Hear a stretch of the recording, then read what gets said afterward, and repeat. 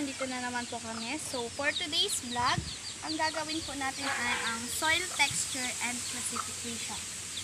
Nag-prepare po tayo ng 3 different soil. Nakuha lang namin dyan sa kahit saan. Tapos tubig. So, ang una natin gagawin ay determine the soil texture using manipulative test. Ang natin gagawin ay kukuha tayo ng soil. Tapos, babasahin natin siya ng tubig. Konti lang. Yung parang lang siya, pang tinapay. Imagine natin na nagagawa tayong tinapay. And then, bibilugin. Kaso lang. Bibilugin. Tapos, ang next step, ay i-drop natin yung ating soil. Yan. So, pag ganyan po yung nangyari, siya ay sandy.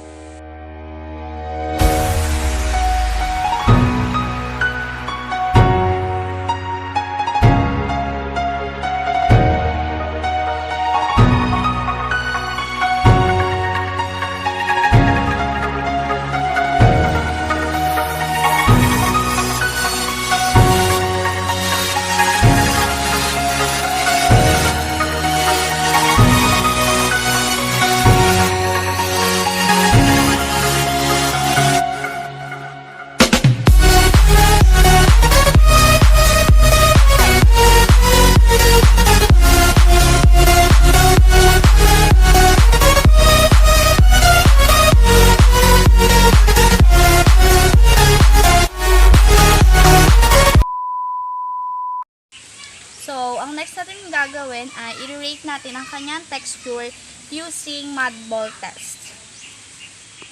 So, ang first step ay kukuha ulit tayo ng soil. Tapos, babasahin ulit natin siya ng water. Katamtamang tubig lang. Tapos, i-roll natin siya. Ang dumi na ng kamay ko. Action. So, ito na po yung nabilog na soil. Next step is, we're going to throw it on the tree or on the wall.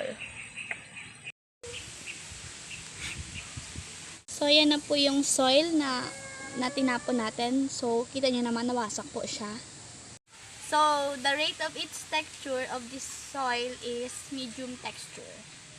So, for the next step, we're going to identify the soil determination using ball shaking. So, ang una natin gagawin ay katulad lang ng ginawa natin ng una.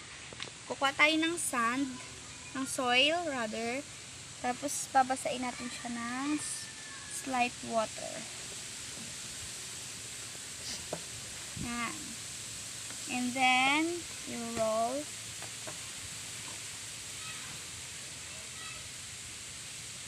After natin siya mabilog, ilalagay natin siya sa ating palette, tapos i-shake. Shake. So, after ng shake, makikita natin na nagbago yung yung kanyang anyo. Nagkaroon siya ng bitak. So, siya ay sandy. So, yun lang po ang ilang mga paraan para malaman natin ang soil texture sa ating area. So, like and subscribe!